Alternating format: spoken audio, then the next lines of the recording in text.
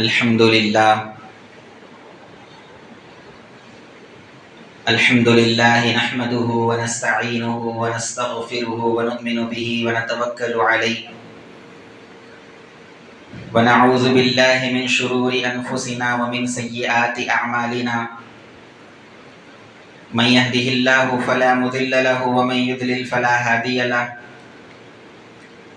ونشهد أن لا إله إلا الله وحده لا شريك له ونشهد أن سيدنا ومولانا محمدا عبده ورسوله أرسله بالحق بشيرا ونذيرا أما بعد فقد قال الله سبحانه وتعالى في شأن حبيبه إجلالا وإكراما إن الله وملائكته يصلون على النبي يا أيها الذين آمنوا صلوا عليه وسلموا تسليما اللهم صل على سيدنا وشفيعنا ونبينا وحبيبنا ومولانا محمد وعلى آله وأصحابه وبارك وسلم اللهم صل على سيدنا ومولانا محمد النبي الأمي وعلى آل سيدنا ومولانا محمد النبي الأمي الذي قرنت البركة بذاته ومحياه وتعطرت العوالم بطيب ذكره ورياه. السلام علیکم ورحمۃ اللہ تعالی وبرکاتہ. قابل صد احترام حضرت العلامہ مولانا حافظ وقاری الحاج محمد احمد محی الدین نظامی المعروف نعمت علی شاہ یعقوبی چشتی قادری صاحب قبلہ حفظہ اللہ تعالی، کامل الفقہ جامعہ نظامیہ، عالی جناب الحاج محمد منیر علی شاہ یعقوبی چشتی قادری صاحب قبلہ حفظہ اللہ تعالی، دیگر حاضرین کرام، بزرگوں اور دوستوں، اللہ تبارک و تعالیٰ کا فضل و کرم ہے، اللہ کا عظیم احسان ہے کہ اللہ تبارک و تعالیٰ نے ہم کو سرکار دو عالم صلی اللہ علیہ وسلم کی مبارک امت میں پیدا فرمایا. اللہ تعالیٰ نے ہم کو آج تک زندہ رکھا، ہمیں سیدھا راستہ بتانے کے لیے اللہ تبارک و تعالیٰ نے قرآن مجید کو نازل فرمایا، اور ہم کو اللہ تبارک و تعالیٰ نے مسلمان ہونے کے ساتھ ساتھ صحیح عقیدہ رکھنے والا یعنی کہ اہل سنت والجماعت کے مسلک میں بنایا. اور ہم ان خوش نصیب افراد میں شامل ہے، یہ اللہ کا فضل و کرم ہے کہ اللہ تبارک و تعالیٰ نے آج ہم کو اس کے حبیب محمد الرسول اللہ صلی اللہ علیہ وسلم کے تذکرے کے لیے، آپ کے ولادت کا جشن منانے کے لیے، خوشی منانے کے لیے اللہ تبارک و تعالیٰ نے ہم کو یہاں پر جمع فرمایا. حضور اکرم صلی اللہ علیہ وسلم کے تذکرے کے لیے، یاد کے لیے، ذکر کے لیے اللہ تبارک و تعالیٰ ہر ایک کو منتخب نہیں فرماتا، ہر ایک کو اللہ تبارک و تعالیٰ یہ توفیق نہیں دیتا کہ اس کے زبان سے اللہ کے محبوب کا نام نکلے. جس کے بھی زبان سے اللہ کے محبوب کا نام اللہ نکالتا ہے اور وہ اللہ کے محبوب کا تذکرہ کرتا ہے تو اللہ تبارک و تعالیٰ کے نزدیک یقیناً وہ بندہ بہت اعلیٰ مرتبے والا ہوتا ہے. کئی لوگ ایسے دنیا میں ہیں جو حضور اکرم صلی اللہ علیہ وسلم کے امتی ہوتے ہوئے بھی اپنے نبی کے تذکرہ، اپنے نبی کا ذکر کرنے سے وہ لوگ قاصر ہے اور عاجز ہے، اور اپنے آپ کو ایسا سمجھتے ہیں کہ ہم اگر ہمارے نبی کا ذکر کریں گے تو کوئی بڑا شرک یا بڑی غلطی ہمارے سے ہو جائے گی. لیکن اللہ تبارک و تعالیٰ نے ہم کو ایسے تمام لوگوں سے ہٹا کے ان خاص لوگوں میں شامل فرمایا جو اپنے رسول صلی اللہ علیہ وسلم کا ذکر کر رہے ہیں. حضور صلی اللہ علیہ وسلم کا تذکرہ کرنے کے لیے اللہ نے ہم کو جو منتخب فرمایا، جو چن لیا ہے، اس سے بڑھ کر اللہ کا کوئی فضل ہو نہیں سکتا. اس پر ہم اللہ تبارک و تعالیٰ کا جتنا بھی شکر ادا کرے وہ کم ہے. آئیے محترم حاضرین کرام، چند باتیں آپ کی خدمت میں رکھ کے میں بات ختم کرتا ہوں. مختصراً آپ کی خدمت میں چند باتیں رکھنا چاہتا ہوں. اللہ تبارک و تعالیٰ نے اس ساری کائنات کو پیدا فرمایا، اللہ نے یہ ساری کائنات کو پیدا فرمایا. پیدا کرنے کے بعد اللہ کی ایک ذات ہے، بندے کی ایک ذات ہے. ایک اللہ ہے، خالق ہے، ایک مخلوق ہے. اللہ نے اپنے اور اپنے مخلوق کے درمیان ایک واسطہ رکھا ہے، ایک وسیلہ رکھا ہے، ایک ذریعہ رکھا ہے، جن کو محمد الرسول اللہ کہا جاتا ہے صلی اللہ علیہ وسلم۔ محمد الرسول اللہ صلی اللہ علیہ وسلم کے واسطے کے بغیر، درمیان میں ان کے ذریعے کے بغیر، نہ خالق کی طرف سے کوئی چیز مخلوق کو پہنچ سکتی ہے، نہ مخلوق کی طرف سے کوئی چیز خالق کی بارگاہ میں جا سکتی ہے۔ اللہ محتاج نہیں ہے اپنے رسول کا، اپنے محبوب کا، لیکن اللہ نے اپنی منشا سے، اپنی مرضی سے، اپنے پسند سے اپنے رسول کو درمیان میں رکھا ہے۔ اگر اللہ اپنے رسول کو درمیان میں نہ رکھے اور ڈائریکٹ مخلوق کو اللہ کچھ اپنا فیض پہنچانا چاہے، اللہ اپنی بارگاہ سے کچھ خیرات براہ راست اپنے بندوں کو دینا چاہے، اللہ تو دینے پر قدرت رکھتا ہے لیکن بندے اس کو لے نہیں سکتے۔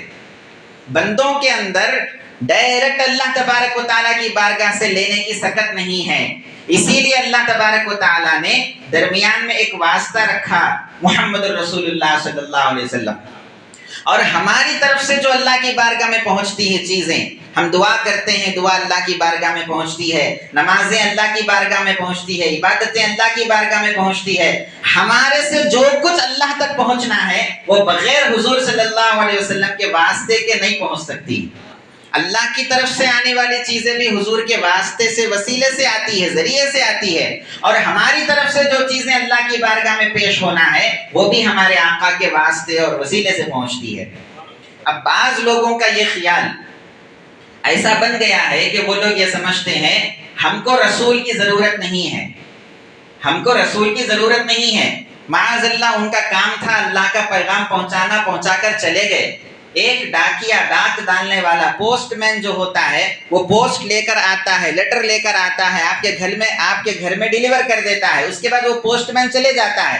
وہ پوسٹ مین سے اب آپ کا کیا تعلق ہے بھائی؟ آپ کے ہاتھ میں تو لیٹر آ گیا، جو بھی آپ کو بھیجا ہے، اب آپ کا کام ہے وہ لیٹر پڑھ لو، اس کے اندر جو کچھ ہے سمجھ جاؤ، پوسٹ مین سے آپ کو کوئی تعلق نہیں ہونا چاہیے۔ یہ مثال دے کر وہ اپنے آپ کو یہ ثابت کر چکے ہیں کہ وہ ایمان والے نہیں ہیں، جبکہ اللہ نے کہیں پر بھی یہ نہیں کہا کہ محبوب آپ کا کام قرآن دے کے چلے جانا ہے، آپ کا کام بندوں کو پہنچا کے ہٹ جانا ہے، نہیں۔ اللہ تبارک و تعالیٰ تو یہ کہہ رہا ہے لِتُبَيِّنَ لِلنَّاسِ مَا نُزِّلَ إِلَيْهِمْ، اے محبوب ہم نے تو قرآن اتارا لیکن وہ پڑھنے کے سمجھنے کے قابل لوگ نہیں ہیں، جب تک کہ آپ ان کو اللہ کے احکام پڑھ کر نہ سمجھائیں یہ بندے سمجھ نہیں سکتے۔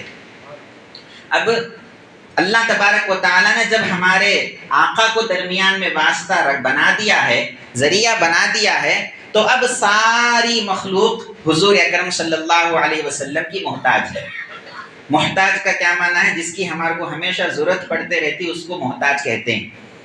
مثلا پیاس لگی تو میں محتاج ہوں پانی کا، میں پانی کا محتاج ہوں کیونکہ پیاس لگ رہی ہے۔ بھوک لگ رہی ہے تو میں کھانے کا محتاج ہوں، یعنی مجھے کھانے کی ضرورت پڑتی ہے۔ تو بندے کو جس چیز کی ضرورت پڑتی ہے اس کو محتاج کہتے ہیں، بندہ اس کا محتاج ہو جاتا ہے۔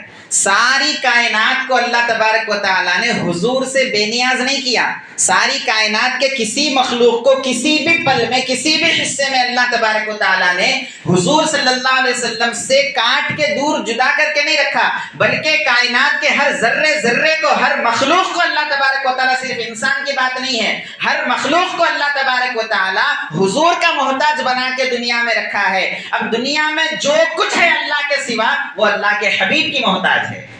فرشتے بھی ہیں تو ان کے محتاج ہیں، نبی بھی ہیں تو ان کے محتاج ہیں، امت کے بڑے اولیاء ہیں تو بھی ان کے محتاج ہیں، انسان ہے، حیوان ہے، جانور، نباتات، جمادات، زمین و آسمان میں جو کچھ ہم کو نظر آتا ہے اور نظر نہیں آتا ہے وہ سب کے سب محمد الرسول اللہ صلی اللہ علیہ وسلم کے محتاج ہے۔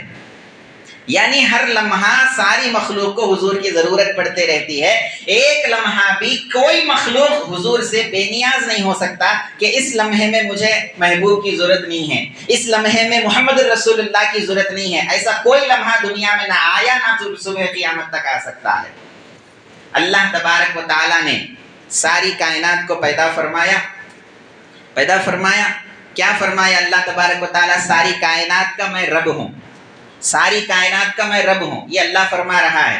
اور دوسری طرف ساری کائنات کے لیے حضور اکرم صلی اللہ علیہ وسلم کو رحمت بنا کر بھیجا ہے، ساری کائنات کے لیے حضور کو رحمت بنایا۔ ساری کائنات حضور کی رحمت سے قائم اور دائم ہے. ایک لمحے کے لیے بھی اگر حضور کی رحمت کو ہٹا لیا جائے کائنات کے کسی ذرے سے، وہ ذرہ اسی وقت فنا ہو جائے گا، وہ دنیا میں باقی نہیں رہے گا، اس کا کوئی وجود نہیں رہے گا. اللہ تبارک و تعالیٰ کیا براہ راست حضور صلی اللہ علیہ وسلم کے ذریعے کے بغیر ڈائریکٹ بندے کو زندہ نہیں رکھ سکتا کیا؟ بھائی آپ کو اور ہم کو کون زندہ رکھا ہوا ہے؟ اللہ زندہ رکھا ہوا ہے. زندگی اللہ دے رہا ہے، حیات اللہ دے رہا ہے، بولنے سننے کی سمجھ اللہ دے رہا ہے، طاقت اللہ دے رہا ہے. لیکن اللہ کی بارگاہ سے یہ جو چیزیں ہم کو پہنچ رہی ہے نا، ہر لمحہ زندگی مل رہی ہے. اب میں بول رہا ہوں تو مجھے بولنے کی صلاحیت، طاقت مل رہی ہے. آپ سن رہے ہیں تو آپ کو سننے کی صلاحیت مل رہی ہے، سمجھ مل رہی ہے. یہ اللہ کی بارگاہ سے مل رہی ہے نا. لیکن یہ براہ راست اللہ کی بارگاہ سے ڈائریکٹ ہم کو نہیں مل رہی ہے، کیونکہ ہم اس قابل نہیں ہیں کہ براہ راست اللہ کی بارگاہ سے لے سکے. ایک مثال کے ذریعے اس کو بات سمجھنے کی ہم کوشش کرتے ہیں. اب یہاں ہم مسجد کے اندر بیٹھے ہوئے ہیں، فین چل رہا ہے، اس کے اندر بھی بجلی ہے، لائٹ جل رہی ہے، اس کے اندر بھی بجلی ہے. جہاں پر یہ بجلی تیار ہوتی ہے، جو کرنٹ تیار ہوتا ہے، براہ راست وہ جس واٹ کے ساتھ تیار ہوتا ہے، جس پاور کے ساتھ تیار ہوتا ہے پاور اسٹیشن کے اندر، اسی پاور کا، اسی واٹ کا کرنٹ لا کے اگر اس فین کے اندر لگا دیا جائے تو یہ فین کیا ایسے برقرار رہے گا؟ یہاں پر جل کر راکھ ہو جائے گا، کیونکہ اس فین کے اندر اتنی زیادہ بجلی برداشت کرنے کی صلاحیت نہیں ہے. لائٹ کو جتنا کرنٹ ہونا اتنا ہی کرنٹ ہونا، جتنے واٹ کا کرنٹ ہونا اتنا ہی واٹ کا اس کی بجلی ہونا. اس سے زیادہ اگر اس کے اندر آ جائے تو لائٹ کے اندر سنبھالنے کی صلاحیت نہیں ہے. اسی لیے درمیان میں ایک ٹرانسفر ہوتا ہے. یہ ٹرانسفر کا کام کیا ہوتا ہے؟ بجلی جہاں بنتی ہے وہاں سے وہ ریسیو کرتا ہے، وہ لیتا ہے، لینے کے بعد اپنے اندر جمع کر کے جس کو جتنی بجلی فراہم کرنا ہے اس کو اتنی بجلی دیتا ہے، اس کے تقاضے کے مطابق دیتا ہے، اس کی ضرورت کے حساب سے دیتا ہے. فین کو کتنا کرنٹ ہونا ہے، یہ ٹرانسفر کا کام ہے کہ بجلی جہاں بنتی ہے وہاں سے کرنٹ لیتا ہے اور فین کو جتنا ہونا اتنا دیتا. زیادہ دیا تو وہ جل کے ختم ہو جاتا. لائٹ کو جتنا دینا اتنا دیتا ہے. اگر درمیان سے اس واسطے کو ہٹا دیا جائے تو کیا ہوگا؟ کوئی چیز دنیا میں ہم کو یہ نظر نہیں آئے گی. یہ ایک مثال ہے سمجھنے کے لیے. حضور اکرم صلی اللہ علیہ وسلم کو اللہ نے درمیان میں رحمت بنا کر رکھا ہے. اللہ سے ہر چیز حضور کو ملتی ہے، پھر حضور سے ساری کائنات میں تقسیم ہوتی ہے. یہ حدیث شریف میں ہے، حضور اکرم صلی اللہ علیہ وسلم نے ارشاد فرمایا انما انا قاسم واللہ یعطی. اللہ دینے والا ہے، عطا کرنے والا ہے، اور میں تقسیم کرنے والا ہوں. کیا چیز دینے والا ہے؟ یہ دیتا وہ دیتا، کسی چیز کا تذکرہ نہیں کرے. ایکس وائی زیڈ جو بھی ہے، اللہ یہ دیتا میں یہ تقسیم کروں گا، یہ دیتا میں یہ تقسیم کروں گا. اگر بتا دیتے تو دو چار چیزیں بتا دیتے، باقی کے پوری رہ جاتی تھی. اسی لیے حضور نے یہ نہیں بتایا کہ کیا چیزیں اللہ دے رہا ہے اور کیا چیزیں حضور تقسیم کر رہے ہیں. تو وہ نہیں بتایا کہ کیا چیز تقسیم کر رہے ہیں. تو اس سے پتا چلا ہر چیز اللہ دے رہا ہے، اور ہر چیز جو اللہ دے رہا ہے، ہر وہ چیز ساری کائنات میں حضور اکرم صلی اللہ علیہ وسلم تقسیم کر رہے ہیں. تو خلاصہ یہ نکلا کہ ہر بندہ ہر وقت ہر لمحہ ہمارے نبی کا محتاج ہے. کوئی بھی لمحہ ایسا نہیں ہے جس میں ہم ہمارے نبی سے مستغنی ہو سکتے ہیں. ایک لمحہ بھی ہماری زندگی میں ایسا نہیں آ سکتا کہ چلو اس منٹ میں، اس لمحے میں، اس سیکنڈ میں میرے کو نبی کی ضرورت نہیں ہے. ایسا اگر ایک سیکنڈ بھی ہماری زندگی میں آ گیا تو جو حیات اللہ کی طرف سے مل رہی وہ ملنا ختم ہو جاتی، کیونکہ وہ مل رہی رسول کے ذریعے. جو بولنے کی صلاحیت مل رہی وہ مل رہی رسول کے ذریعے. اگر رسول سے اگر ہم بے نیاز ہو جائیں گے تو اللہ کی بارگاہ سے براہ راست ہم یہ چیزیں لے نہیں سکتے. یہ ایک مثال ہے. اب آئیے اللہ تبارک و تعالیٰ نے کیسے اپنے بندوں کو اپنے حبیب کا محتاج بنایا. ہر عالم میں، ہر جگہ، ہر وقت، ہر لمحے میں ہم حضور اکرم صلی اللہ علیہ وسلم کے محتاج ہیں. کیسے؟ دیکھیے، سب سے پہلے اللہ نے ہمارے باپ کو جب بنایا تھا، آدم علیہ السلام کو جب پیدا کیا تھا، آدم علیہ السلام کا مٹی کا پتلا تیار ہو گیا. ہونے کے بعد اللہ تبارک و تعالیٰ نے ان کی اولاد میں جتنے لوگ قیامت تک آنے والے تھے، ابھی دنیا میں نہیں آئے آدم علیہ السلام، ہندوستان میں یہ زمین پہ نازل نہیں ہوئے، اترے نہیں، ابھی وہاں اللہ کی بارگاہ میں ہیں، ان کے اندر ابھی جان نہیں آئی. لیکن اللہ تبارک و تعالیٰ ان کے پیٹ کے اندر جو ان کی اولاد قیامت تک آنے والی تھی، ان کی روحوں کو اللہ تبارک و تعالیٰ نکالتا ہے، ان کے اندر سے نکالتا ہے. نکال کے اللہ تبارک و تعالیٰ سارے روحوں کو جمع کرتا ہے. جسم نہیں تھا، روح تھی. آپ بھی وہاں موجود تھے، ہم بھی موجود تھے. کافر بھی تھے، مسلمان بھی تھے، مشرک بھی تھے، ساری انسانیت وہاں پر موجود تھی، اور سارے انسانوں کی روحوں کو اللہ تبارک و تعالیٰ جمع کر کے ایک سوال کرتا ہے، الست بربکم، اے روحو ذرا یہ تو جواب دیو کہ میں تمہارا رب ہوں یا نہیں ہوں۔ اب دیکھیے ہم حضور کے محتاج کیسے ہیں۔ اگر حضور نہ ہوتے اس مقام پر، سب ایک دوسرے کا منہ دیکھنے لگے کہ اللہ پوچھ رہا رب ہوں یا نہیں، کیا جواب دینا؟ رب کون ہے نہیں معلوم، اللہ رب ہے نہیں معلوم، اللہ کون ہے نہیں معلوم، اللہ رب ہے نہیں ہے وہ بھی نہیں معلوم، اللہ کو رب ہے بولنا یا نہیں بولنا وہ بھی نہیں معلوم، جواب کیا دینا؟ اللہ تو سوال کر رہا ہے بتاؤ میں تمہارا رب ہوں یا نہیں ہوں، لیکن کوئی جواب دینے کی طاقت نہیں رکھ رہا ہے، کسی کو اس کا جواب پتہ ہی نہیں ہے، اور ہر کوئی حیرت میں پڑا ہوا ہے۔ یکایک سرکار دو عالم صلی اللہ علیہ وسلم کی روح مبارکہ سامنے آتی ہے اور آ کر سب سے پہلے اللہ کا جواب دیتی ہے، بلا ہے اے پروردگار عالم، بے شک ہم اس بات کا اقرار کرتے ہیں کہ تو ہمارا رب ہے، ہمارا پروردگار ہے۔ اب ہم اس عالم میں بھی حضور کے محتاج تھے۔ جب تک حضور نے آگے بڑھ کے بلا بولے، کوئی بول نہیں سکا کہ اے اللہ تو ہمارا رب ہے۔ اب ہم حضور کے محتاج کیسے ہیں؟ جیسے حضور بول دیے ہاں تو ہمارا رب ہے، اب سن کے حضور صلی اللہ علیہ وسلم کی زبان مبارک سے سارے لوگ گواہی دے دیے، شہیدنا، ہاں ہم بھی گواہی دیتے ہیں کہ تو ہمارا رب ہے۔ تو ہم محتاج ہوئے نہیں ہوئے حضور کے، ہم ڈائریکٹ اللہ کی گواہی نہیں دیے، براہ راست اللہ کے رب ہونے کو نہیں مانے، براہ راست اللہ کے رب ہونے کا اقرار نہیں کیے۔ ہم تو حیرت میں پڑ گئے تھے، جواب معلوم نہیں تھا، لیکن سرکار دو عالم صلی اللہ علیہ وسلم کی روح مبارکہ جب بولی کہ اللہ رب ہے، اس کے بعد ہم سن کے گواہی دیتے ہیں ہاں اللہ رب ہے۔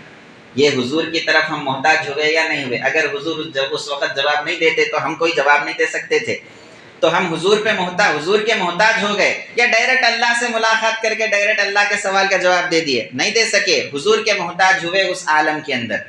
اس کے بعد جب اس دنیا کے اندر آئے، دنیا کے اندر آنے کے بعد سب سے پہلا ہمارا کام کیا ہے؟ دنیا میں جو بھی بندہ آتا ہے اس کا کام ہے کہ وہ اپنے پیدا کرنے والا کون ہے اس کو جانے، اس کو پہچانے، اللہ تبارک و تعالیٰ کے عطے پتے معلوم کرے۔ یہ دنیا میں آنے کے بعد سب سے پہلا ہمارا کام ہے۔ نماز سے بھی بڑا فرض یہ ہے کہ اللہ کے بارے میں بندے کو معلوم ہو کہ آخر مجھے پیدا کرنے والا کون ہے، میرا رب کون ہے، مجھے پالنے والا کون ہے، میرا خالق کون ہے، کس لیے مجھے پیدا کیا ہے۔ اللہ کے بارے میں معلوم کرنا، اللہ کی ذات کے بارے میں معلوم کرنا، اللہ کے صفات کے بارے میں معلوم کرنا، یہ انسان کا سب سے بڑا فرض ہے۔ جب ہم دنیا میں آنے کے بعد وہاں پہ ارواح کے عالم میں تو ہم حضور کے محتاج تھے، اس کے بغیر ہم اللہ کے سوال کا جواب نہیں دے سکے، لیکن جب دنیا میں آ گئے تو ہم یہ سمجھ رہے کہ اب مجھے حضور کی ضرورت نہیں ہے، اب ڈائریکٹ اللہ کو پہچان لیں گے، براہ راست اللہ کو پہچان لیں گے، اللہ کی ذات کیسی ہے معلوم کر لیں گے، اللہ کے صفات کیسے ہے معلوم کر لیں گے، اللہ تک براہ راست پہنچ جائیں گے، اللہ کے عطے پتے معلوم کر لیں گے۔ جب بندہ اپنی کوشش سے حضور کے دامن کا سہارا لیے بغیر، حضور کے قدموں میں اپنے سر کو رکھے بغیر، اللہ تبارک و تعالیٰ کے محبوب کا واسطہ لیے بغیر جب بندہ اپنی کوشش سے اللہ کو پہچاننے کے لیے گیا تو گمراہ ہوا، لیکن اللہ کبھی اس کو نہیں ملا، گمراہی ہاتھ لگی۔ حضور کا واسطہ لیے بغیر جب اللہ تک پہنچنا چاہا، گمراہ ہو گیا، لیکن اللہ اس کو نہیں ملا۔ اب اللہ ملنا تو کیسے ملنا ہے؟ اگر ہم اپنی آنکھ کے ذریعے اللہ کو پانے کی کوشش کریں گے تو آنکھ یہ جواب دیتی ہے وہ ذات ایسی ذات ہے کہ جس کو میں دیکھ نہیں سکتی۔ کان کے ذریعے اللہ کو پانے کی کوشش کرتے ہیں تو کان یہ جواب دے دیا کہ وہ ذات ایسی ذات ہے جس کو ہم سن نہیں سکتے۔ عقل کے ذریعے اللہ کو پانے کی کوشش کرتے ہیں تو عقل یہ جواب دیتی ہے کہ عقل کے اندر وہ ذات سمانے والی ذات نہیں ہے۔ ہم ہمارے اپنے محدود صلاحیتوں سے جب اللہ کو دیکھنے اور پانے کی کوشش کرتے ہیں تو ہماری محدود صلاحیتیں جواب دے دیتی ہے کہ ہمارے اندر اس ذات کی پہچانت آنے والی نہیں ہے۔ لیکن پھر اللہ کو پہچانے تو کیسے پہچانے؟ ارے کوئی تو راستہ ہوگا جس راستے سے گزر کر ہم اللہ کی بارگاہ تک پہنچ سکتے ہیں۔ کوئی ایک بارگاہ ہوگی، کوئی ایک دروازہ ہوگا، کوئی ایک دہلیز ہوگی جس کے اوپر ہم اپنے سر کو جھکا کر اللہ کی بارگاہ تک پہنچ سکتے ہیں۔ کوئی تو بھی ایک راستہ ہوگا اللہ تک پہنچنے کا۔ اللہ تبارک و تعالیٰ نے وہ راستہ بتا دیا قرآن مجید کے اندر اور ارشاد فرمایا قل هو اللہ احد، اے بندو اگر تم میری ذات و صفات کے بارے میں معلوم کرنا چاہتے ہو تو آؤ پہلے حضور اکرم صلی اللہ علیہ وسلم کے دہلیز پہ اپنے سر کو جھکاؤ۔ جب تک تم حضور سے اپنا رشتہ استوار نہیں کرو گے، حضور سے اپنا تعلق پیدا نہیں کرو گے، جب تک تم میرے محبوب کے محتاج نہیں بنو گے، اس وقت تک نہ ہماری ذات تمہاری سمجھ میں آئے گی، نہ ہمارے صفات تمہارے سمجھ میں آئیں گے۔ اگر ہمارے عطے پتے ہونا ہے، ہم تک پہنچنا ہے، تو پہلے ہمارے محبوب تک پہنچنا ہوگا۔ تو وہاں تو محتاج تھے ہی تھے عالم ارواح میں، جب دنیا میں آ کے اللہ کے عطے پتے معلوم کرنے کے لیے آئے، تو یہاں پہ بھی اللہ تعالیٰ ہم کو حضور کا محتاج بنا رہا ہے۔ براہ راست اگر آئیں گے اللہ کی بارگاہ میں، تو وہاں پر اللہ کی بارگاہ تک ہماری رسائی نہیں ہے۔ حضور کا محتاج بن کر اگر آئیں گے، حضور کا منگتا بن کر اگر آئیں گے، حضور کا سائل بن کر آئیں گے، اللہ تعالیٰ خود ارشاد فرماتا ہے وَإِذَا سَأَلَكَ عِبَادِي عَنِّي فَإِنِّي قَرِيب۔ اے محبوب، جو بندے میری تلاش رکھتے ہیں، جو بندے میرے عطے اور پتے معلوم کرنا چاہتے ہیں، ان کو میرا پتہ کہاں ملے گا؟ وَإِذَا سَأَلَكَ، وہ سائل بن کر آ جائیں آپ کی بارگاہ میں، میرا پتہ وہیں پر ان کو مل جائے گا۔ وہ منگتے بن کر آپ کی بارگاہ میں آ جائیں، بھکاری بن کر، محتاج بن کر، فقیر بن کر آپ کی بارگاہ میں آ جائے، آپ کی بارگاہ میں سائل بن کے آ جانا ہی ہوا، اسی وقت اللہ کا عطا ان کو پتہ مل جائے گا۔ تو حضور سے الگ ہو کر اگر ہم اللہ کو پانے کی کوشش کریں گے، سوائے گمراہی کے کوئی ہاتھ آنے والی چیز نہیں ہے۔ لیکن حضور کا محتاج بن کر جب اللہ کو پانے کی کوشش کرتے ہیں، تو حضور اکرم صلی اللہ علیہ وسلم چٹکیوں میں بندے کو اپنے پروردگار سے ملاتے ہیں۔ تو وہاں بھی محتاج تھے ہم حضور کے، اور جب دنیا میں آئے تو دنیا میں بھی حضور اکرم صلی اللہ علیہ وسلم کے محتاج ہے۔ اب ہم اللہ کی عبادت کرتے ہیں، اللہ کی عبادت کرتے ہیں، روزانہ 5 وقت نماز ادا کرتے ہیں، ہم یہ سمجھ رہے ہم بڑے نمازی ہیں، ہم اللہ کی عبادت کر رہے ہیں، اللہ کے سامنے سجدہ کر رہے ہیں، اللہ تبارک و تعالیٰ کو اپنا معبود سمجھ رہے ہیں، اپنی عبادتوں پہ ہم کو ناز ہے، اپنی عبادتوں پہ ہم کو ناز ہے، فخر ہے، ہم یہ سمجھ رہے ہیں میں بڑا اللہ کی عبادت کر لیا۔ اللہ کی عبادت کرنے میں بھی ہم محمد الرسول اللہ کے محتاج ہیں، اللہ کی عبادت میں بھی ہم حضور سے چھوٹے نہیں، اللہ کی عبادت میں بھی حضور سے نہیں چھوٹے، عبادت اللہ کی کر رہے ہیں، بندگی اللہ کی بجا لا رہے ہیں، سجدہ اللہ کو کرنے جا رہے ہیں، اللہ کی بارگاہ میں جا رہے ہیں، لیکن اللہ کیا کہہ رہا ہے؟ نہیں، ایسے اگر میری بارگاہ میں آؤ گے تو یہاں تمہارا کوئی مقام، کوئی مرتبہ نہیں ہے، ہاں اگر میرے محبوب کے ذریعے سے میری بارگاہ میں آؤ گے تو تمہارا کچھ مقام یہاں پر ہے۔ حضور اکرم صلی اللہ علیہ وسلم کیا ارشاد فرماتے ہیں؟ سلو کما رأیتمونی اصلی۔ ارے تم اللہ کی بارگاہ میں جانا چاہ رہے، نماز کا طریقہ جاننا چاہ رہے، نماز پڑھنا چاہ رہے، اللہ کے سامنے سجدہ کرنا چاہ رہے، ارے تم کو کیا معلوم کہ عبادت کیا ہے؟ تم کو کیا معلوم کہ نماز کیا ہے؟ بس مجھے دیکھو، میں جیسا کرتا ہوں ویسا کرتے چلے جاؤ، تمہاری عبادت ہو جائے گی۔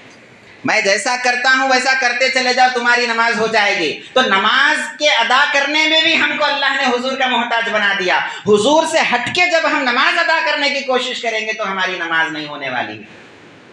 اب بندہ بڑے خشوع اور خضوع کے ساتھ وضو بنا کے نماز میں آ گیا، یہ سوچ رہا کہ میں اللہ کی بارگاہ میں ٹھہر گیا، کوئی دنیا کا خیال نہیں آنا، کوئی ماں سوا اللہ کا خیال نہیں آنا، اللہ کے سوا کسی کا دھیان نہیں رہنا، اللہ اکبر، ہاتھ باندھ لیے، رکعت باندھ لیے۔ اب ہمارے خیال میں یہ ہے اب میں پورے غیر سے ٹوٹ گیا، صرف اللہ سے جٹا ہوا ہوں، اللہ ہی اللہ میرے ذہن میں، دل میں، دماغ میں سمایا ہوا ہے، اللہ کے سوا کوئی نہیں ہے۔ اب یہ چل رہی ہے عبادت ہماری، چل رہی ہے، قرات ہو گئی، رکوع میں چلے گئے، سجدے میں چلے گئے، نماز مکمل کر رہے ہیں۔ جب نماز مکمل کر کے سلام پھیرنے کے لیے ہم تشہد میں بیٹھتے ہیں، وہاں پر اللہ تبارک و تعالیٰ کیا ہماری زبان سے نکلوا رہا ہے؟ جب رکعت بانے تو اللہ اکبر بول کر رکعت بانے، لیکن جب نماز اپنے معراج کو پہنچی، اپنے کمال کو پہنچی، اب نماز ختم کرنے کا وقت آ رہا ہے، اب سلام پھیرنے کا وقت آ رہا ہے، اب بندہ بالکل اللہ کے قریب پہنچ گیا ہے۔ جب ہاتھ اٹھا رہا تھا تو اللہ کے اتنا قریب نہیں تھا، لیکن اب جب تحیات تک پہنچ گیا ہے تو بالکل اب اللہ سے ملاقات کرنے کے لیے بندہ بالکل قریب ہو گیا ہے۔ لیکن اتنی قربت ملنے کے بعد کہیں بندہ یہ نہ سمجھے کہ میں اپنے ذاتی بلبوتے کی وجہ سے، اپنے ذاتی صلاحیتوں کی وجہ سے میں میرے رب کے قریب ہو گیا۔ نہیں، اللہ یہ بتانا چاہتا ہے تمہارے اپنی ذاتی صلاحیتوں کی وجہ سے میری بارگاہ میں نہیں پہنچے، تم محمد رسول اللہ کے محتاج تھے، محتاج ہے، اور صبح قیامت تک محتاج رہو گے۔ یہاں آنے کے بعد بھی اگر تم کو میرا قرب ہونا ہے تو محمد رسول اللہ پر سلام پڑھنا ہوگا۔ اب نماز کے اندر عین عبادت کے اندر اللہ تبارک و تعالی ہماری زبان سے خود یہ اقرار کروا رہا ہے السلام علیک ایھا النبی ورحمۃ اللہ وبرکاتہ، مجبوراً ہم کو یہ اعتراف کرنا ہی پڑے گا، چاہے خوشی سے کرے یا ناخوشی سے کرے، یہ تو بولنا ہی پڑے گا۔ ہماری عبادت کے اندر بھی ہم محمد الرسول اللہ کے محتاج ہیں صلی اللہ علیہ وسلم، ان کے احتیاج کے بغیر، ان کی طرف ہماری ضرورتیں وابستہ ہے، ان کے واسطے کے بغیر ہماری نماز کوئی نماز نہیں ہے۔ اب یہ نماز کا حال ہے، دیگر تمام دنیا کے چیزوں کا ہر لمحہ بلمحہ یہی حال ہے۔ اللہ تبارک و تعالیٰ نے ہر معاملے میں، ہر چیز میں ہم کو کس کا محتاج بنایا ہے، کس کی دہلیز پہ جھکایا ہے؟ حضور اکرم صلی اللہ علیہ وسلم کی دہلیز پہ جھکایا ہے۔ اگر ہم اس دہلیز سے وابستہ رہیں گے تو امن و امان میں، عافیت میں رہیں گے۔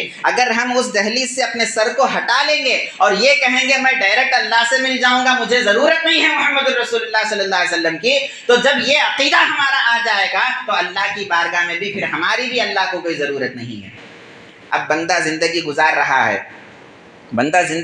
رہا ہے، دیکھیے کیسا ہر لمحہ اللہ نے ہم کو اپنے محبوب کا محتاج بنا دیا، ہر لمحہ اپنے محبوب سے جوڑ دیا ہے، ہر لمحہ بلمحہ اپنے محبوب کی بارگاہ سے جوڑا ہے، اپنے محبوب کی دہلیز سے جوڑا ہے۔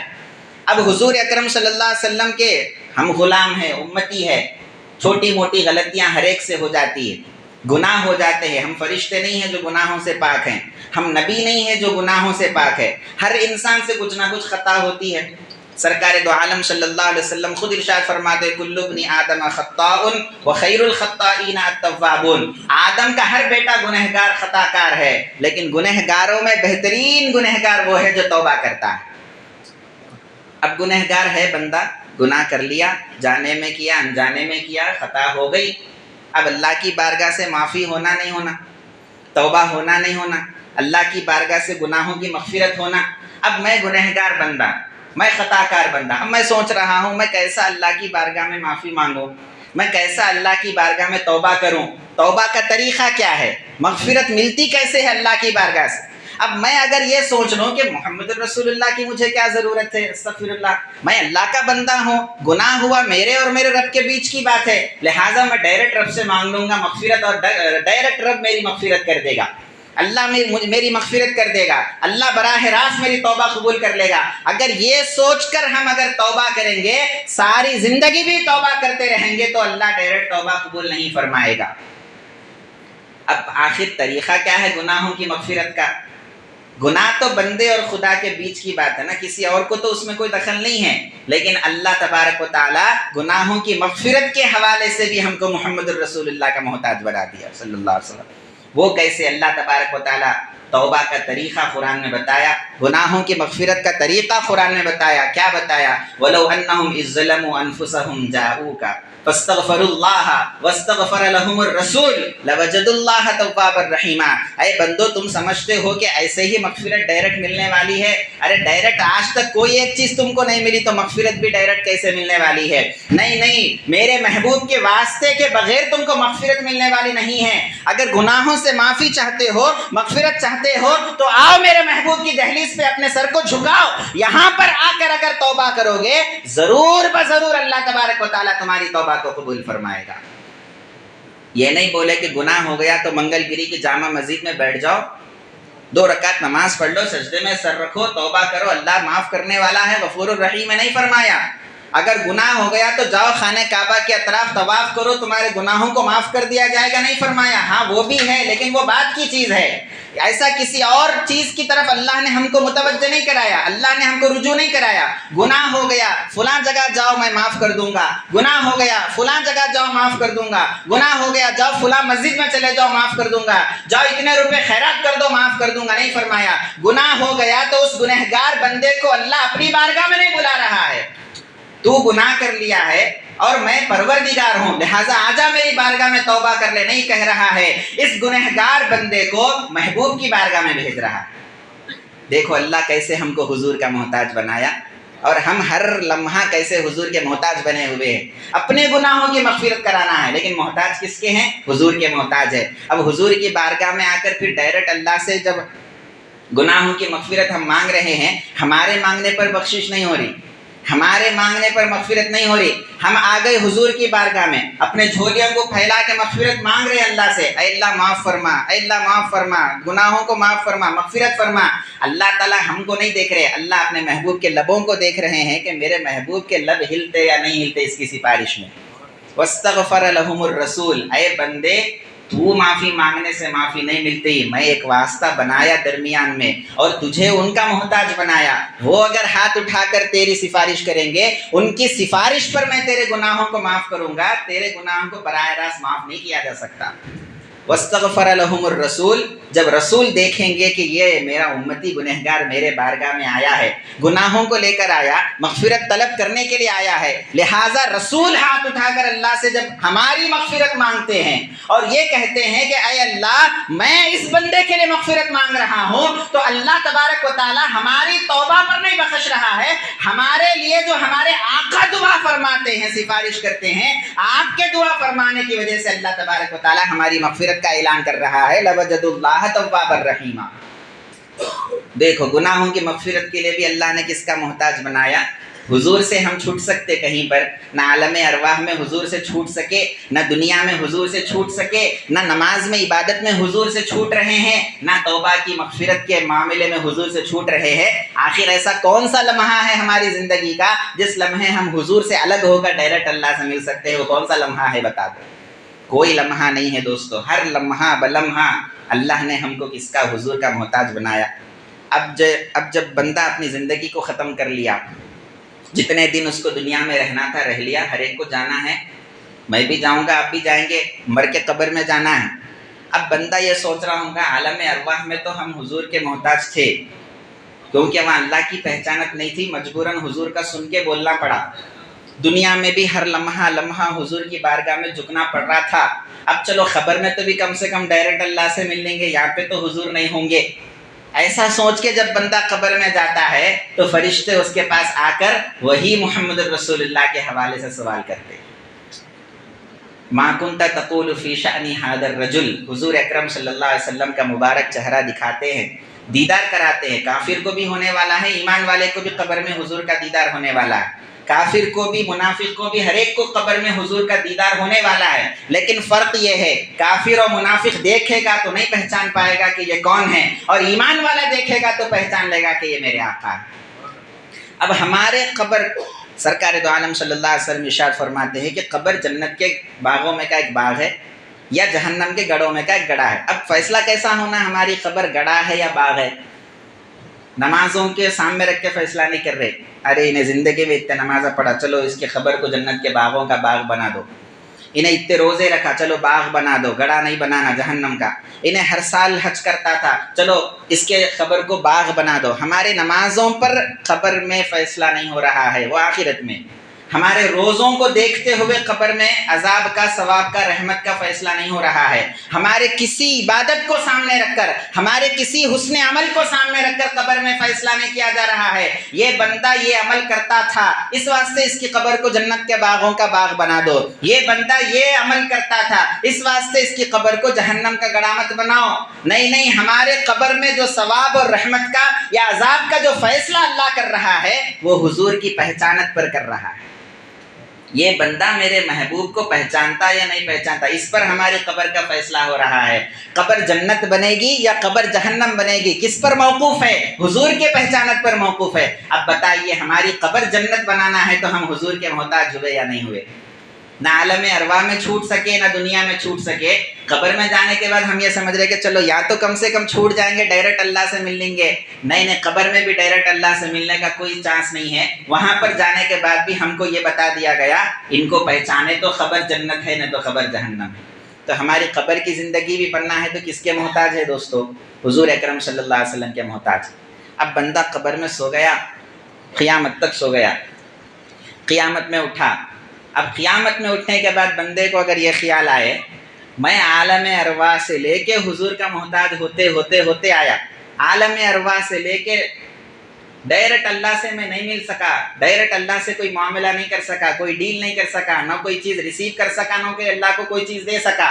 ہر جگہ ہمارے رسول بیچ میں، ہر جگہ ان کا واسطہ ہے، ہر جگہ ان کا وسیلہ ہے، ہر جگہ ان کی دہلیز پہ سر جھکانا پڑ رہا ہے، ہر جگہ ان کے سامنے جھکنا پڑ رہا ہے، ہر جگہ آپ سے رجوع ہونا پڑ رہا ہے اللہ سے رجوع ہونے کے لیے۔ اب کم سے کم حشر میں تو ڈائریکٹ اللہ سے مل لیں گے، ڈائریکٹ حشر میں تو اللہ کا جلوہ ہوتا ہوگا، ڈائریکٹ یہاں پر میدان محشر میں تو بھی ہم حضور سے کم چھوٹ سکتے ہوں گے۔ نہیں، میدان محشر میں بھی جب بندہ جائے گا وہاں پر بھی ہم حضور اکرم صلی اللہ علیہ وسلم سے مستغنی نہیں ہو سکتے، وہاں پر بھی ہم کو حضور کا محتاج بننا پڑے گا، بلکہ دنیا سے زیادہ محتاج آخرت میں ہم کو حضور کا بننا پڑے گا۔ حدیث شریف میں بات آئی ہے، سارے لوگ پریشان رہیں گے، کیسے یہ میدان محشر ہے، اتنا خطرناک ہے، کیا کیا ہولناکیاں محشر کی ہے، سورج قریب آ گیا ہے اور گرمی ہے، وحشت ہے، تپش ہے، حرارت ہے، برداشت کے باہر ہے، اور اللہ تبارک و تعالی جلال میں ہے، کیسے اب اللہ کا سامنا کریں گے، کیسے اپنے اعمال کا حساب دیں گے؟ یہاں پر اب ہم کو اللہ کے جلال سے، غیظ و غضب سے کون بچا سکتا ہے، اللہ کے عذاب سے کون بچا سکتا ہے؟ تو سارے لوگوں کے ذہن میں یہ بات آئے گی، ہمارے باپ ہے نا بچانے کے لیے، آدم علیہ السلام ہے نا بچانے کے لیے، بیٹے کو تکلیف آتی ہے تو باپ کا خیال آتا ہے، باپ بچا لے گا، تو سارے لوگ مل کر باپ کے پاس جائیں گے، آدم علیہ السلام کے پاس جائیں گے، آدم علیہ السلام کہیں گے آج کسی کی چلنے والی نہیں ہے، جاؤ میری بھی نہیں چلنے والی ہے، کسی اور نبی کے پاس جاؤ، آج کے دن کسی کی نہیں چلنے والی ہے۔ اللہ تبارک و تعالیٰ اتنے جلال میں ہے کہ ہماری تو ہمت نہیں ہے اللہ کے سامنے کچھ بولنے کی، جاؤ نوح علیہ السلام کے پاس جاؤ، شاید وہ کچھ کر سکتے ہیں۔ سارے لوگ نوح علیہ السلام کے پاس آئیں گے، وہ بھی آگے بڑھا دیں گے کہ میں کچھ نہیں کر سکتا، وہ آگے ابراہیم علیہ السلام کی طرف بڑھائیں گے، وہ آگے پھر ہوتے ہوتے 1,24,000 نبیاں آگے بڑھا دیں گے امتیوں کو، لوگوں کو۔ کسی بھی نبی کے پاس ہمارا کام نہیں بنے گا۔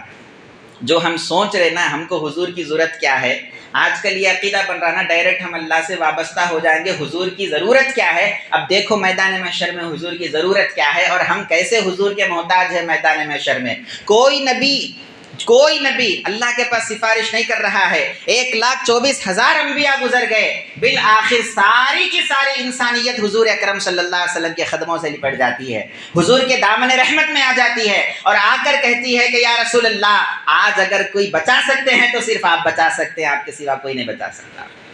حضور یہ نہیں بولے جاؤ ڈائریکٹ مانگ لو اللہ سے، دنیا میں وہی عقیدہ رکھے تھے نا، ڈائریکٹ اللہ دیتا، میری ضرورت کیا ہے بھائی بیچ میں، بلکہ نہیں بولے سرکار دو عالم ہمارا عقیدہ حضور اکرم صلی اللہ علیہ وسلم سے خراب ہوتا جا رہا ہے، لیکن حضور کی رحمتیں ہمارے اوپر کم نہیں ہو رہی۔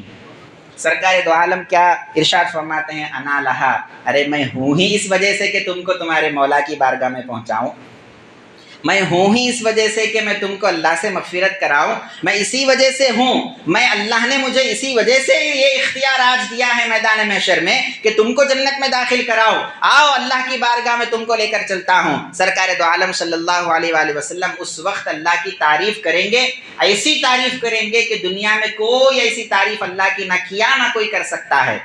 حضور اکرم صلی اللہ علیہ وسلم سجدے میں سر رکھ دیں گے، اللہ تبارک و تعالیٰ اپنے محبوب کو دیکھ رہا ہے، سارے لوگ اللہ کو دیکھ رہے ہیں کہ آج اللہ کیا کرنے والا ہے، اور اللہ اپنے محبوب کو دیکھ رہا ہے کہ یہ جزا دینے کی جگہ ہے، عمل کی جگہ نہیں ہے، یہاں نہ نماز ہے نہ روزہ ہے، لیکن یہ جزا دینے کی جگہ پہ میرے محبوب سجدہ ریز ہو رہے ہیں، بات کیا ہے؟ تو سرکار دو عالم سجدے میں سر رکھے ہوئے ہیں اور اللہ تبارک و تعالیٰ کیا کہتا ہے، ارفع رأسک یا محمد سل تعطی واشفع تشفع، اے میرے محبوب ذرا اپنے مبارک سر کو اٹھائیے، مانگو کیا مانگنا چاہتے ہیں دے دیا جائے گا، اور جس کی سفارش کرنا چاہتے ہیں بولو اس بندے کی سفارش کو قبول کر لیا جائے گا۔ حضور اکرم صلی اللہ علیہ وسلم ایک حدیث میں ارشاد فرماتے ہیں، اللہ نے مجھے 2 چیزوں میں سے ایک اختیار دیا ہے، یا تو میری آدھی امت کو بغیر حساب و کتاب کے جنت میں ڈال دیا جائے گا، یا پھر مجھے شفاعت کا اختیار دیا جائے گا۔ شفاعت کا کیا مطلب ہے؟ جس کو میں چاہوں اللہ اس کو جنت میں داخل کرے، جہنم سے بچا لے، جتنے لوگوں کو چاہیں، جس کو چاہیں، ایک تو یہ آپشن ہے، یا پھر آدھی امت کو۔ تو حضور کیا فرماتے ہیں، فاخترت الشفاعہ، سرکار فرماتے ہیں وہ جو پہلا تھا وہ میں نہیں لیا، کیونکہ اس میں آدھی امت تو خوش ہو جاتی، باقی کی آدھی امت محروم ہو جاتی۔ سرکار آدھی امت کو محروم نہیں کرنا چاہ رہے، بلکہ سرکار کیا فرماتے ہیں، میں نے شفاعت کا اختیار لیا ہے اللہ کے پاس سے، اب میں جس کو بتاؤں گا کہ اے اللہ اس کو جنت میں ڈالنا ہے، اللہ اسی کو جنت میں ڈالتا چلا جائے گا۔ سرکار دو عالم صلی اللہ علیہ وسلم کو اللہ کہتا ہے کہ مانگو کیا مانگنا چاہتے، تو سرکار کیا فرماتے ہیں؟ میری امت کی مغفرت فرما، میری امت کو جنت میں داخلہ نصیب فرما، میری امت کو جہنم سے آزاد فرما۔ تو اب بتائیے میدان محشر میں بھی ہم کس کے محتاج ہیں؟ حضور اکرم صلی اللہ علیہ وسلم کے۔ اب پھر آپ آئیے عالم ارواح سے، وہاں پر بھی حضور کے محتاج تھے، چھوٹے نہیں حضور سے، دنیا میں بھی حضور سے نہیں چھوٹے، عبادتوں میں حضور سے نہیں چھوٹے، توبہ کے توبہ کے قبول کرانے میں حضور سے نہیں چھوٹے، نہ قبر میں حضور سے چھوٹے، نہ حشر میں جانے کے بعد حضور سے چھوٹ رہے ہیں۔ پھر وہ کون سا لمحہ ہے زندگی کا جس لمحے ہم یہ خیال کر سکتے ہیں کہ اب ہم کو حضور کی ضرورت نہیں ہے، ڈائریکٹ ہم اللہ سے اپنا ربط و تعلق برابر استوار کر سکتے ہیں؟ کون سا لمحہ ہے زندگی کا؟ کوئی لمحہ نہیں ہے، نہ ہمارے زندگی کا، نہ قبر کا، نہ حشر کا، نہ نشر کا، کوئی لمحہ ایسا نہیں ہے جس لمحے ہم حضور سے مستغنی ہو سکتے ہیں، غنی ہو سکتے ہیں، حضور سے بے نیاز ہو سکتے ہیں، نہیں، بلکہ ہر لمحہ ہم حضور اکرم صلی اللہ علیہ وسلم کے محتاج ہیں۔ اب حضور اکرم صلی اللہ علیہ وسلم اپنی امت کی شفاعت کر رہے ہیں، شفاعت کا معاملہ ہو جائے گا، اب جنت میں داخل ہونے کا معاملہ ہے۔ اب یہاں پہ بھی اگر ہم سمجھے اب ہمارے کو حضور کی ضرورت نہیں ہے، جنت تک آ گئے، دروازے تک آ گئے، اب حضور کی کیا ضرورت ہے؟ یہاں تک تو ہم محتاج بنتے آ گئے، اب بس سے اب ڈائریکٹ اللہ ہمارے لیے جنت کا دروازہ کھول دے گا، ہم ڈائریکٹ جنت میں چلے جائیں گے۔ جنت کی دہلیز تک لا کر بھی اللہ نے ہم کو حضور سے بے نیاز نہیں کیا، وہاں پر بھی حضور کا محتاج بنایا۔ سرکار دو عالم کیا فرماتے ہیں؟ حرمت الجنت علی الانبیاء حتی ادخلها وحرمت الجنت علی الامم حتی تدخلها امتی۔ سرکار فرماتے ہیں جنت کے دروازے پر جب سرکار رہیں گے اور سرکار دو عالم صلی اللہ علیہ وسلم کے ساتھ حضور کے اہل بیت صحابہ کرام سارے خلفائے راشدین رہیں گے، تو سرکار کیا فرماتے ہیں؟ جنت کا دروازہ بند رہے گا، کسی بھی نبی کو جنت میں داخل ہونے کی اجازت نہیں دی جائے گی جب تک کہ میں محمد رسول اللہ جنت میں قدم نہ رکھ دوں۔ پھر آگے فرمایا کسی بھی نبی کے امتیوں کو جنت میں داخلے کی اجازت نہیں ہے جب تک کہ میری امت جنت میں نہ چلی جائے گی۔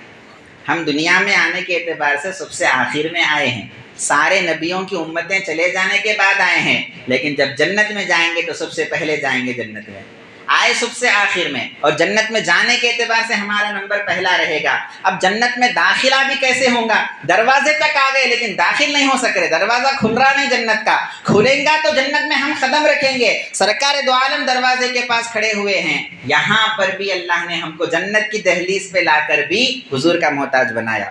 وہ کیسے بنایا؟ سرکار دو عالم فرماتے ہیں جب میں جنت کے دروازے کے پاس آؤں گا دروازہ بند رہے گا، اب وہ دروازہ کھلوانے کے لیے، دروازہ کھولنے کے لیے سرکار دو عالم اپنا مبارک ہاتھ آگے بڑھائیں گے، دستک دیں گے اور دروازہ کھلے گا۔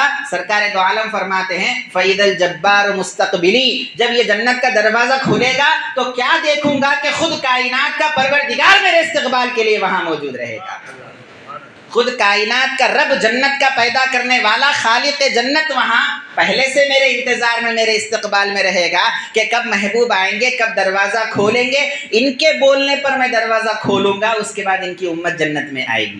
تو جنت میں داخلے کے لیے بھی پہلے تو جنت تک پہنچنے کے لیے پل پل حضور کے محتاج بنتے بنتے پہنچے، اب جب پہنچے دروازے تک تو کم سے کم داخلہ تو ہم اپنی صلاحیت سے کھو جانا تھا، نہیں، وہاں پر بھی اللہ نے اپنے محبوب کو درمیان میں رکھا اور محتاج بنایا امت کو محبوب کا، کہا کہ نہیں، یہاں پر بھی تم محبوب کے بغیر داخل نہیں ہو سکتے، پہلے محبوب دروازہ کھٹکھٹائیں گے، وہ آئیں گے، جب وہ آئیں گے ان کے لیے دروازہ کھولا جائے گا، ان کے صدقے میں تم کو بھی جنت میں داخل کر دیا جائے گا۔